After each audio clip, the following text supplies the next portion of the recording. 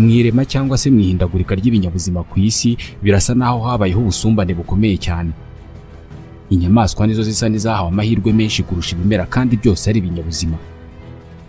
Birasa naho ibintu byiza byose byahawe inyamaswa. Inyamaswa nizo zifite ubwonko zonyine, zishobora kureba, guhumurirwa, kumva no gutumanaho. Inyamaswa nizo zonyine zifite inyama ziha ingufu amaguru yazo n'amababa yazo ku buryo zishobora kuva ahantu hamwe zikajya ahandi igihe zibishakiye. Inyamaswa zo zishobora kugenda kandi buri gihe zigenda zijya imbere. Sinzi niba namwe mubona ukuntu ibimera byagowe. Twirirwa tubikandagira, nta nyama n'amagufa bigira, nta n'amaguru bigira ngo bihunge, ari nayo mpamvu buri cyumweru tubikata. Buri munsi birahekenywa, bikamirwa, ibifu by'inyamaswa bikabisya bikavamo ifumbire. Guhitamo ubuzima bibaye byarakozwe ibinyabuzima bihitamo ikarita, ibimera byaba bisa n'ibyahisemo ikarita mbi. Ariko mu buryo tutapfa kubonesha amaso, ibimera ntabwo byagowe. Ubuzima bwabyo ntabwo butandukanye cyane n'ubw'inyamaswa. Niba inyamaswa zirya ibimera, hari n'ibimera birya inyamaswa. Birasa naho nta kintu kinini ibimera byakwifuza ku nyamaswa. Nitwa Ismael Mwanafunzi. Reka dufate iminota 30 tuvuge ku bubasha butagaragarira buri wese ibimera bifite. Reka tuvuge ku cyo bisaba ngo igiti cyangwa se ikindi kimera gikure kijya hejuru maze imizi yacyo yikura imanuka mu butaka. Ni iki gitunga ibimera? Ni gute ibimera bibangurirana hagati yabyo?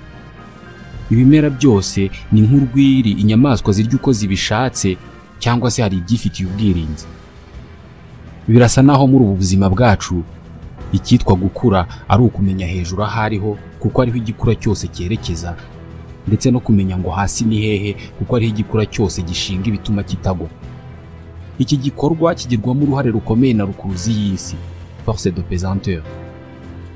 Iyi rukuruzi idahari, umwana w'umuntu nyuma y'igihe runaka avutse ntabwo yashobora gutangira kugerageza gufata ku nzu ngo ahaguruke, ngo maze nyuma y'igihe runaka yanze ayirekure. Akana k'ihene ntabwo kashobora kuvuka ngo kabashe guhagarara ku maguru ane ngo nyuma y'icyumweru kabe kiruka. No ku bimera ni uko bigenda. Iyo ikimera icyo ari cyo cyose kikiza ku isi, ni ukuvuga iyo kigitangira kuzamura umutwe ugahinguka mu butaka, imizi yacyo nayo iba yatangiye gushaka inzira yerekeza hasi mu butaka. Umutwe w'igiti nawo uba ugomba kumenya hejuru ahariho ndetse n'inzira uzanyuramo ukura buri joro n'amanywa. Ibimera nabyo bigomba kuba bikoreshwa n'ingufu za rukuruzi y'isi. Birasa naho iyi rukuruzi idahari bitakura. Ibi ndabivuga kuko iyo ufashe nk'ururabo ukarutera mu gikombe cyangwa se mu ndobo maze ugashaka icyo upfundikiza ya ndobo ku buryo uyicurika itaka ririmo ntirimeneke, maze ya ndobo ukayimanika ahantu icuramye nko mu gisenge cy'inzu, ururabo rureba hasi ku butaka, guhera icyo gihe ruhita rutangira gukura rukata. Ntabwo rukura rugana hasi aho rureba, ahubwo ruhita rwihindukiza rugakura rwerekeza hejuru nk'ibisanzwe. Uhise wibaza uburyo ibimera bitagira ubwonko bimenya ko bicuramye maze ingufu byifitemo zikabihindukiza. Ni ukubera ko ibimera bitungwa n'urumuri rw'izuba. Buri kimera kiba cyifitemo umusemburo witwa oxyne, ari nawo usunikira buri kimera buri gihe kwerekeza umutwe wacyo ahantu hari urumuri kamere. Ni igikorwa cyiswe phototropisme. Nuramuka uteye igiti mu cyumba cyawe, kizakura cyerekeza umutwe mu idirishya nk'igishaka gusohoka. Umwihariko w'iri tegeko urasa n'ugaragara ku bihwagari kuko byo indabyo zabyo zireba hasi. Hari abantu bavuga ko ruriya rurabo rw'ibihwagari rugendana n'isi uko yizengurukaho rukajyana nayo rukurikiye izuba, ku buryo mu masaha 12 narwo ruba rwahindukiye rwagarutse mu cyerekezo rwatangiriyemo mu gitondo. Ariko se hari umuntu wabibonye ibi ngibi? Iri hame abashakashatsi mu binyabuzima bararihakanye, ahubwo bemeza ko umusemburo wa oxyne ufasha utunyangingo tw'ikimera gukura kijya hejuru ari ugifasha gukurura izuba. Uw'igihwagari wo ntabwo ukunda izuba. Oxyne y'igihwagari aho gufasha igihwagari gukura gisanga izuba nk'uko bigenza ku bindi bimera, ahubwo urarigihungisha. Iyo igihwagari kikiri gito gikura cyihuta. Oxyne iba ikizamura ku muvuduko munini. Iyo igihwagari kimaze gukura, oxine zacyo zimukira mu ruti ahatagera izuba ryinshi, maze igatuma uruti rwacyo rukura cyane rukaba rurerure cyane. Icyo gihe ururabo rw'igihwagari rwari rurimo kuzamuka rureba izuba ruhita rubura za ngufu ziterwa na oxine zarusunikiraga kwerekeza umutwe ku zuba, kuko oxine iba yahise yigira mu ruti. Iki gihe nibwo ururabo rw'igihwagari rwari rusanzwe rureba hejuru rutangira gucurama, ariko mu ntangiriro rwararebaga hejuru kuko oxine zari zikirusunikira gukurura imirasire y'izuba. Ibi byose bigaragaza ko ibimera bifata icyemezo bihabwa na rukuruzi y'isi. Ikimera washyira mu gikombe ukagishyira ahantu runaka ugitambitse, nyuma y'igihe runaka ugiye kureba imizi yacyo nayo wasanga yaratangiye gukata yerekeza hasi kandi yaritambitse. Ibimera byose bikura bijya hejuru kuko bikura ingufu zibitunga mu rumuri rw'izuba. Inyamaswa zo iyo ikimara kuvuka iba ifite ubushobozi bwo koga, aha ni ku nyamabere, ikonka kugeza igihe itangiriye kurya. Ibi biroroshye ugereranije n'ingufu ikimera gisabwa kugira ngo gikore ibyo wagereranya no kurya. Twese turabizi ko mu butaka habamo ibitunga ibimera, ariko ibi tubivuga kuko tutarabona icyatsi cyitwa couscous. Couscous ni kimwe muri bya byatsi bimeze nk'imigozi bikura byurira ibindi. Iki kiba giteye mu butaka nk'ibindi byose, ariko mu by'ukuri gitungwa no kurya ibindi bimera, by'umwihariko inyanya. Icyatsi kirya inyanya no kubivuga ubwabyo ntabwo byumvikana neza. Abashakashatsi berekanye neza uburyo icyatsi cya couscous kirya igiti cy'urunyanya nabo muri kaminuza ya Pennsylvania muri Leta Zunze Ubumwe za Amerika. Ibyo iki cyatsi gikeneye ngo kibeho neza byinshi biba mu ruti rw'urunyanya. Iyo kibashije kugera ku runyanya kirarunyunyuza. Niba kirya urunyanya gishobora kurya n'ibindi byatsi bimeze nk'urunyanya. Zikunda kumera ahantu hahinze inyanya.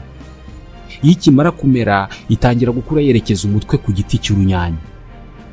Abashakashatsi muri kaminuza ya Pennsylvania bashatse kumenya intambwe ku yindi uko ibi bigenda, maze batera urugemwe rw'iki giti cya couscous, iruhande rwacyo bahatera urunyanya. Bafashe icyuma gifata amashusho bagishyira iruhande rw'ibyo biti ku buryo cyafataga amashusho amasaha 24 ku munsi. Nyuma bihutishije ayo mashusho bafashe, maze babona uburyo iyo couscous irimo gukura igenda isatira icyo giti cy'urunyanya. Iyo imaze gufata urwo runyanya irwizengurutsaho nk'ibindi byatsi byose byurira. Iki gihe nibwo itangira kurunyunyuza, urunyanya rukageraho rwuma. Ikimera ko kitagira amaso kimenya gite ahateye ikindi kimera ngo gikure kigisanga? Consuelo de Morales, umuhanga cyane mu bimera, azi uburyo couscous ibona aho urunyanya ruherereye. Ikintu kigora couscous ni ukumenya mu buryo bwihuse aho igiti cy'urunyanya giherereye. Iyo bitabaye ibyo couscous irapfa. Kugeza ubu nta muntu wari uzi uko ibigenza ngo imenye aho urunyanya ruteye. Dufite ibitekerezo byinshi bivuga uko ibigenza, ariko icyo twemeranyeho turi benshi nuko couscous ihumurirwa n'igiti cy'urunyanya. Mu yandi magambo, ikimera cyumva impumuro. Igerageza rikoresheje impumuro byaje kwemeza ibi ngibi. Iyo uhinze inyanya mu nzu ukaziha urumuri n'ubushyuhe buhagije, iyo winjiye muri icyo cyumba wumva impumuro y'inyanya, parfum y'umwimerere y'inyanya. Mark Mencher ni umugabo wa Dr Consuelo, nawe ni umuhanga mu bimera. Yafashe ibiti by'inyanya abishyira mu byumba by'ubushakashatsi mu bimera, maze abasha gukurura impumuro y'inyanya ariko mu buryo bw'umwuka usukika, ayishyira mu icupa. Ni nko gukora parfum mu biti by'inyanya. Nyuma yafashe ya parfum ayitereka iruhande rw'igiti cya couscous, ku rundi ruhande ahashyira igiti cy'urunyanya, ariko acyubikaho ikirahure kibonerana ku buryo nta mwuka urwo runyanya rusohora. Nk'ibisanzwe bahashyize kamera yafataga amashusho amasaha 24 ku munsi. Couscous yari ifite amahitamo abiri hagati y'umwuka w'urunyanya n'urunyanya ubwarwo, ariko rupfukishije ikirahure. Amashusho yafashwe yarihutishijwe bareba uburyo iyo couscous yakuze isa n'ijijinganya ku ruhande igomba kwerekezaho, ku runyanya cyangwa se ku mwuka warwo. Nkuko nawe uhise ubitekereza, byarangiye yerekeje umutwe wayo ku icupa ririmo parfum y'urunyanya. Couscous ni ikimera gifite imyitwarire bigoye kuyumva. ni imyitwarire utatekereza ko yagirwa n'ikimera, ahubwo ubona yakabaye igirwa n'inyamaswa. Ni nk'inyamaswa kubera ko Cuscut ihiga ikindi kimera ikakinyunyuza amatembabuzi nk'uko inyamaswa yabigenza. Kubera ko mu binyabuzima byose bibaho ari twebwe tuzi ubwenge kandi tukaba turi abami b'ibisigaye byose biri ku isi, turahinga tukarya ibimera. Nk'aho ibyo bidahagije, n'inyamaswa nazo ubwazo turazica tukazirya, ndetse kuko turi abategetsi b'isi duhitamo izo dushaka akaba arizo turya, arizo tudashobora kurya. Inyamaswa z'indyabyatsi zo zirarisha zikarya ibimera. Mu ishyamba naho inyamaswa nini zitungwa n'utundi duto. Buri kiribwa cyose kiri ku isi kiribwa ku rwego ruri hejuru. Ibinyabuzima byose tuvuze uko birya ndetse n'ikibitunga, ariko reka tuvuge no ku biryo by'ibimera. Ibimera byose bibona ingufu bizikuruye mu rumuri rw'izuba, hanyuma mu mwuka no mu butaka bigakuramo ibyo bikeneye wagereranya n'ibyo kurya, nk'urugero azote n'izindi ntungakimera tutapfa kubonesha amaso masa. Ibi ariko niko bigenda ku bimera mu bihe bisanzwe. Ubu ni uburyo busanzwe bwo kubaho ku bimera. Hari igiti cyitwa Nitriculaire gikunda kumera mu mazi, gikunda kugira uturabo tw'umuhondo. Mu mazi ubutaka bwaho buba ari isayo, kenshi buba bukeneye ku maminero cyangwa se ibitunga kimera. Iyi ni inkuru mbi ku kimera cya Nitriculaire gikunze kumera mu mazi. Mu gukemura iki kibazo cyo kutabona ubutaka cyangwa se mu kwirema agatima kuri Nitriculaire, ibi biti birya utunyamaswa two mu mazi. Nibyo ubyumvise neza, Nitriculaire jaune ni igiti kirya utunyamaswa duto. Nitriculaire jaune ikoresha amababi ikurura urumuri rw'izuba nk'ibindi bimera byose. Gusa ayo mababi aho atereye kuri Nitriculaire haba hari bimeze nk'amasubyo ariko byitwa Nitricule, ari naho havira izina. Aya masubyo niyo akomereza ubuzima udukoko two mu mazi tuzwi nka Daphne cyangwa se iminyorogoto tugerageza kwegera mwene iki giti.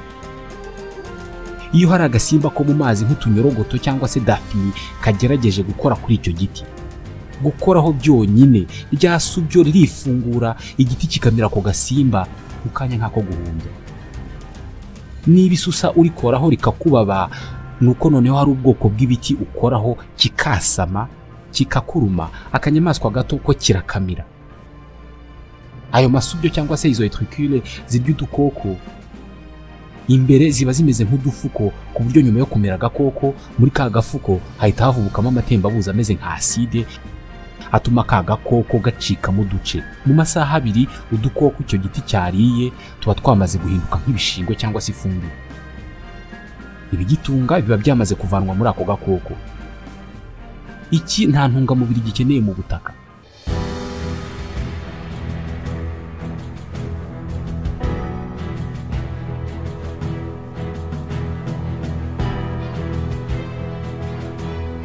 Nitriculaire ntabwo aricyo kimera cyonyine kiganye imikorere nk'iy'inyamaswa, kuko ku isi hari amoko arenga 650 y'ibiti birya inyama cyangwa se udukoko. Muri Aziya by'umwihariko muri Malaysia hari ahitwa muri Borneo, hari amashyamba arimo ibiti biryana kurusha ibindi byose bibaho. Nepenthes raja, uze kubyandika muri Google uraza kubona ko ari kimwe mu biti birya inyama biri ku isi. Iki giti gishobora kumira udukoko duto tungana nk'imibu cyangwa se amasazi tugera ku 60,000 mu isaha imwe. Wabyumvise neza, 60,000 by'udukoko mu isaha imwe iki giti gishobora kutumira. Ni igiti cyera ibintu bimeze nk'ibikombe, igikombe kidukoresha mu rugo, biba biri hejuru mu mashami.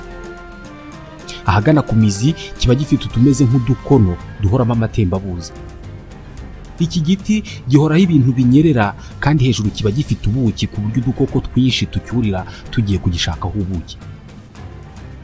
Buri gakoko kagerageje kurira karanyerera kakagwa muri kamwe muri twa dukono tw'igiti tuba duteretse ahagana ku mizi yacyo. Buri gakono muri utu kaba gafite ikimeze nk'urugara gisennye kandi kinyerera. Kiba gifite ibara ryera ku buryo buri gakoko kose kakibona. Urwo rugara rwera rujya ruzana ibintu by'umweru imiswa n'intozi bikunda. kubera ko imiswa n'intozi bigenda ku murongo kandi akayira gahari gasenye kakaba ari kamwe kandi kakaba kanyerera. Uku niko buri muswa cyangwa se urutozi ruhanyura rwo muri ka gakono kugeza kuzuye. Utu dukoko iki giti kirya nitwo tugiha ingufu zo gukura no kongera kuzana ya matembabuzi anyerera agifasha gutega indi mitego. Ni igiti giteye ubwoba ku dukoko twinshi duto. Ariko se bimaze iki kuba iki giti kirya utundi dusimba duto kandi rimwe na rimwe nacyo kiribwa? Nk'urugero, udukoko twitwa charançon. Charançon ni agakoko kameze nk'ijeri ariko gafite umunwa usongoye. Mwene aka gakoko gakunda kujya gucukura twa dukono twa nepenthes tukica imitego y'iki giti. Charançon zihera mwene utu dukono mu mpande. Ntabwo tujya hagana ku rugara hanyerera. Niko gakoko konyine gasa n'agapfukamisha mwene iki giti kirya inyamaswa. N'ubusanzwe ariko ibiti n'ibindi bimera bisa n'ibyarenganye ku ngingo yo kwirwanaho bitewe n'uko bitavaho biri ngo bihunge.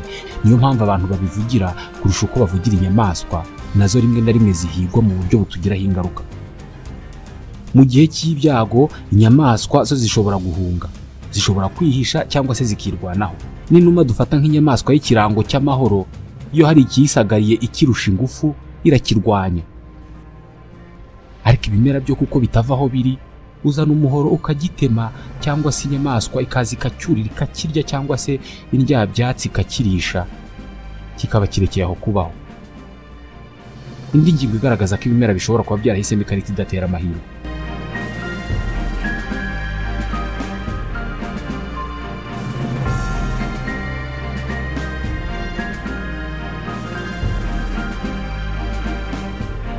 Kugira ngo umenye ubwoko bw'ibimera bifite ubushobozi bwo kwirwanaho igihe hari ikibisagariye, byaba byiza ugiye ku gice cy'uburengerazuba bwa Mexique.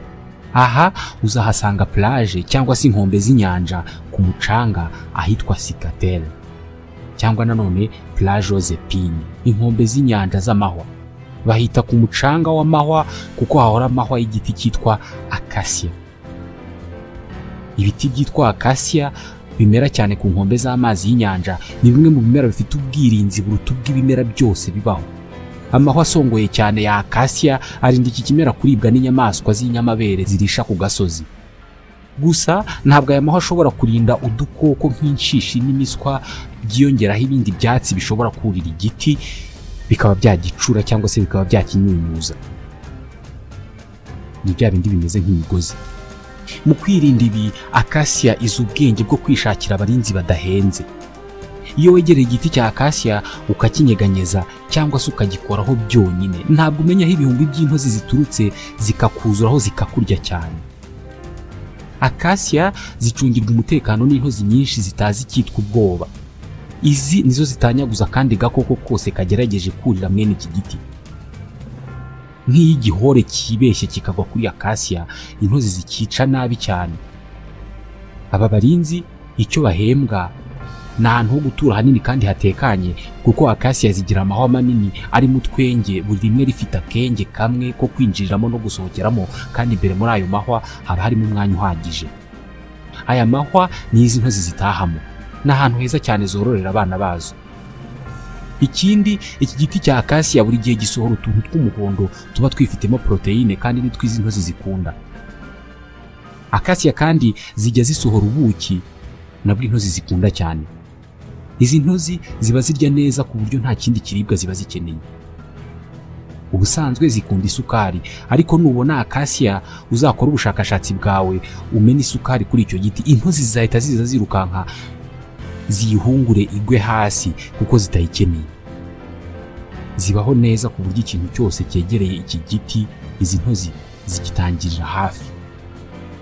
Iyo hagize icyatsi muri bimwe bikura byurira ibindi biti kibeshya kikurira acacia, izi ntozi zigishinga amenyo mu ruti kugeza igihe ya matembabuzi aba ari mu kimera cyurira agisohokeyemo akagishiramo kikuma. Gusa ubu ni uburyo bworoheje bwo kwirinda iki giti gifite. Ndavuga ko ari uburyo bworoheje kuko iyo gishotowe mu buryo bwa nyabwo, gishotowe cyane, gikoresha intwaro kirimbuzi. Acacia yifitemo ikinyabutabire cyitwa tannin. Iyi ni intwaro y'uburozi yo kwirwanaho iki giti gifite kandi ntabwo gipfa kuyisohora. kiyikoresha iyo hari nk'inyamaswa cyangwa se abantu basoromye amababi yacyo bakayasoroma ari menshi. Mu myaka ya za 80 muri Afurika y'Epfo muri parike yahitwa Limpopo, impongo nyinshi zo muri iyo parike zigeze gupfa cyane, zipfa ari nyinshi kandi kenshi. Abashakashatsi iki gihe bemeje ko zapfaga zitarwaye. Icyaje kubatungura nuko hapfaga izo mu maparike atuwe n'impongo nyinshi, ariko haba nkeya nta kibazo cyari gihari. Mu bushakashatsi bwabo baje gusanga uko izo mpongo ari nyinshi zikarya amababi ya acacia buri munsi kandi kenshi, byatumye acacia zo muri ako gace zizamura tane nyinshi iba ari izihitana.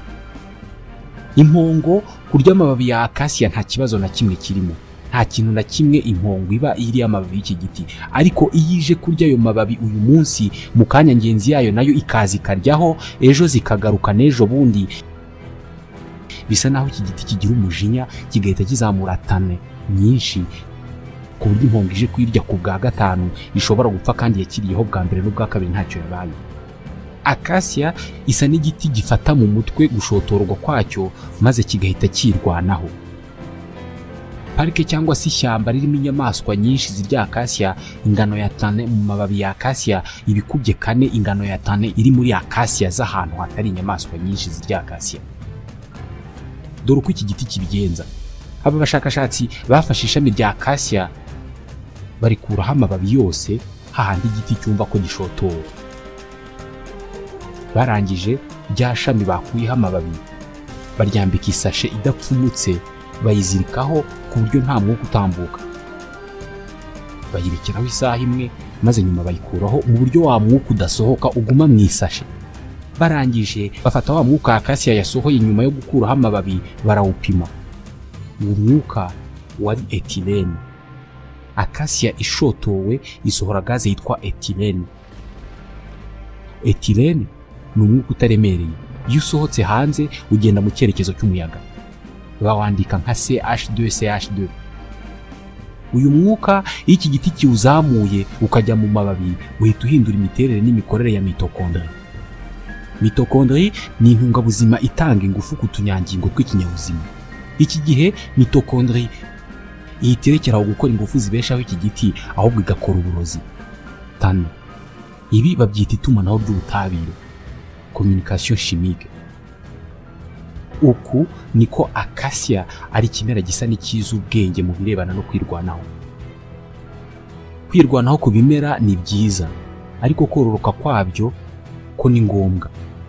Inyamaswa zo birazwi neza ko zihuza ibitsina mu rwego rwo kororoka. Ku nyamaswa nyinshi zo mu mazi kororoka kwazo ntabwo ari ngombwa ko ingabo ihura n'ingore. Ingabo itanga intangangabo zayo, ingore nayo igatanga intangangore, icyangombwa nuko zihurira ahantu hamwe zihita zivamo akana kazo. Ibimera nabyo bihuza ibitsina kugira ngo byororoke. Guhuza ibitsina kw'ibimera ntabwo byoroshye kuko icyatsi cyangwa se igiti cy'ikigabo kiba kiri kure y'ikigore, kandi byose ntabwo bigenda ngo bihure bihuza ibitsina. Niba uruti rw'igiti, imizi n'amababi ari ibice bikora akazi ko gutunga igiti, ururabo rwacyo ubwo ni wo mwanya w'imyororokere w'igiti. Kugira ngo ibimera bibashe kurenga ikigeragezo cyo kuba bitagenda kandi bikeneye gukora ikimeze nko guhuza ibitsina, byifashisha intumwa ziguruka. Izi ntumwa ni nk'inzuki cyangwa se utundi dukoko. Ikimera gikeneye kubangurirwa kiremera ahantu heza izi ntumwa zizagwa. Aho hantu heza ni ku rurabo. Buri gihe iyo ikimera runaka kirabije gifungura ururabo rwacyo.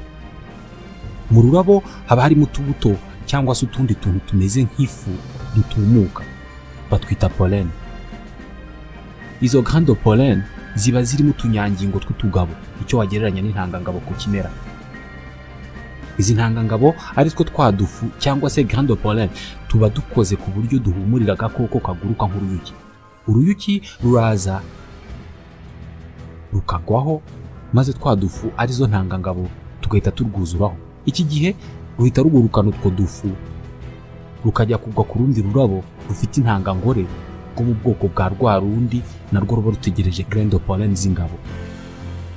Nyuma y'iminsi mike tubona icyahoze ari ururabo cyavuyemo urubuto ruzageraho rugahunguka cyangwa se rugasoromwa rukazaterwa cyangwa se rukazamera ahandi.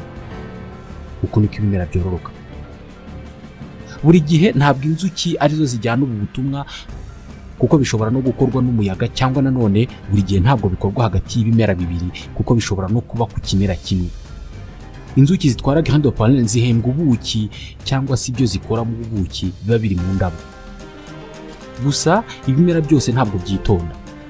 Hari ibimera bikenera kubangurirwa bigakoresha ingufu mu gutuma udukoko ngo tubijyanire ubutumwa bwo kororoka. Mu mashyamba haba ubwoko bw'indabo n'abantu bajya batera indabo zitwa Roma cyangwa se Roma. Ni ururabo rufite ikibabi kijya kumera nk'ikiteke. Imbere muri icyo kibabi haba harimo akantu kameze nk'agati kitwa spandis. Iyo ruriya rurabo rugejeje igihe cyo kororoka cyangwa se cyo kubangurirwa, kariya gakoni kaba imbere cyangwa se iyo spandis kagira ubushyuhe bwinshi, kandi ururabo rurekeraho guhumura nk'ururabo, ahubwo rukanuka nk'ikintu cyaboze. Uko runuka rukurura amasazi. Isazi igwa kuri kiriya kibabi kimeze nk'ikiteke, ikamanukamo hasi ikurikiye ahantu hari umunuko kugeza igiyemo hasi cyane hanyerera, aho idashobora gupfa kuzamuka. Hasi mu cyo wagereranya n'ikivovo cya ruriya rurabo haba harimo utubuto turyohereye isazi zaguyemo zihugiraho. Ahagana hejuru kuri spandis cyangwa se cya kindi kimeze nk'igiti, mu kanya gato cyane isazi iguyemo hahita hazaho twa dufu tw'umuhondo cyangwa se za grain de pollen zihita zihunguka, zikamanuka nk'imvura zikuzura kuri za sazi zasaga n'izifungiranye munsi, maze n'inzira isohoka igahita yifungura, isazi zikazamuka hejuru zikaguruka. Ziguruka zuzuyeho ifu y'umuhondo. Iyo ari mu gihe cyo kubangurira, ibi ngibi biba byabayeho kuko hafi aho ngaho haba hari indi Roma y'ingabo nayo irimo kuzamura umwuka mubi kandi mwinshi ku buryo nta sazi yayicaho. Za sazi zizamukanye grain de pollen zihita zihutira kuri rwa rurabo cyangwa se ya Roma ikeneye kubangurirwa. Ni uburyo bwo kureshya budatandukanye cyane n'ubw'abantu.